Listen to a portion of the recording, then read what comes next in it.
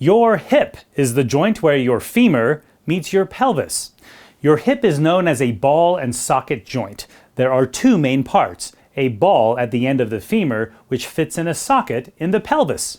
Your hip joint has to be stable to function properly. When it's injured and the labrum is torn, it makes daily activity and high-end athletics nearly impossible. Board-certified orthopedic hip surgeon Dr. Brian White tells us how he performs the latest procedures for the hip. So I started with Western Orthopedics in 2008. I started taking care of all joints, hip, knee, and shoulder. And right away, it almost felt like I just got selected for the hip because I got very busy in that regard, and it just started pushing everything else out. It's a fascinating joint because it truly is like a snowflake. Every ball and cup are fit a little bit differently for one another, and I've truly not seen the same hip joint in years. The labrum is the O-ring that lives on the edge of the cup and surrounds the joint and forms a seal with the femoral head. It's an important structure because it gives stability to the joint and also protects the cartilage on the edge of the joint from shear force.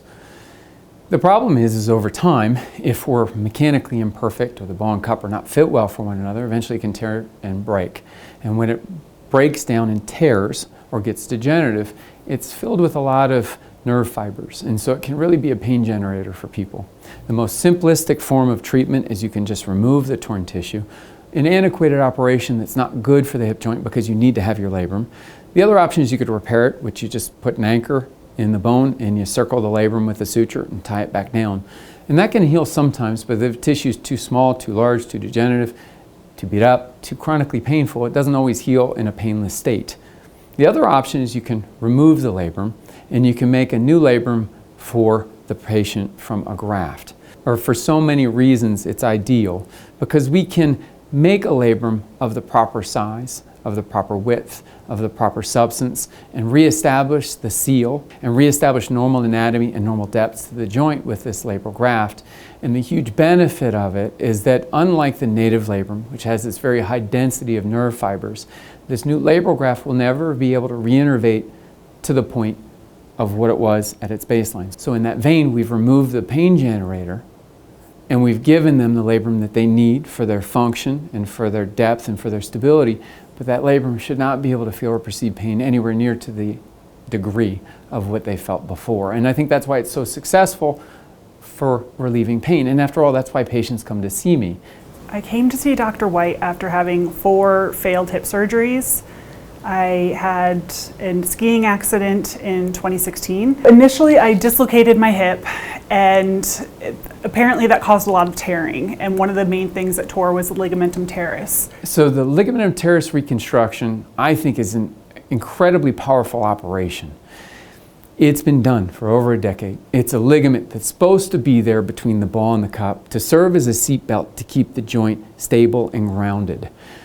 We reconstruct it in situations where patients are ligamentaceously loose, have Ehlers-Danlos syndrome, or have injured in the past, and they don't have that stability. I assess it during surgery, and so if we see that the ball and cup are sliding all over the place, that's not going to help the labral reconstruction incorporate. So we need to reestablish that stability between the ball and the cup, and that's where I think the ligamentum teres reconstruction has helped so much to establish that, so we can get proper incorporation of our labral graft, and so we can establish a nice stable joint for the patient so that they can work off of that moving forward to properly rehabilitate the hip and use it afterwards.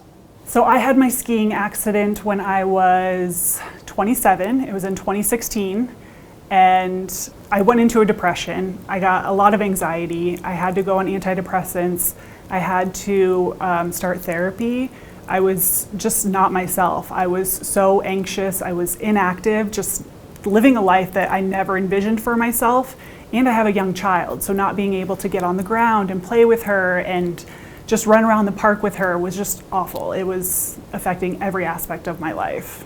Brittany was a very complex patient. She had been involved in a ski accident probably about 5 or 6 years ago, and she dislocated her hip. Terrible injury. and unfortunately had a couple surgeries that were a little bit suboptimal given the fact that her cup is a little bit shallow.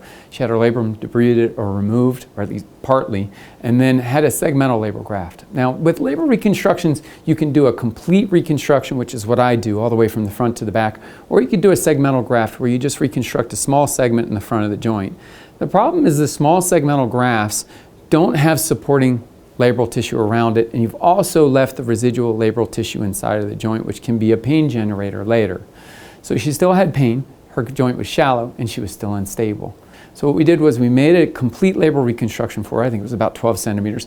Also made a ligament teres graft for her, and then also worked with Dr. Presley Swan, who performed a Gons osteotomy, so he rotated the cup over the ball to give her more global coverage. And that's now how she has a stable hip that moves well, that is comfortable, and now something that she can finally trust. It's just everything for the better. Life has just been like resuming normally, and I'm still in the recovery period, but it's amazing like what this has done for my mental health, and just to be functioning and not have your thought immediately always be your hip, your pain.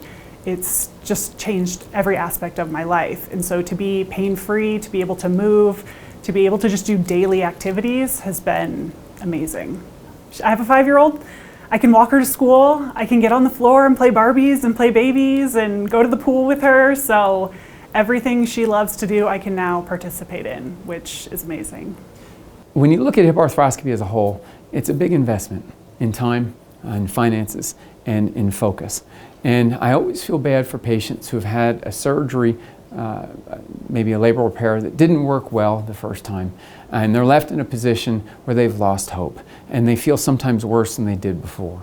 And they're scouring the internet trying to figure out what options they have, and it's hard to find.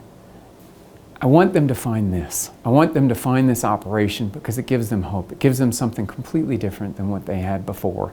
It gives them an opportunity to get stability to their joint, to get a labrum that's more comfortable, and to be able to take that hip and rehabilitate it properly so all the muscles around the pelvis and lower back come together.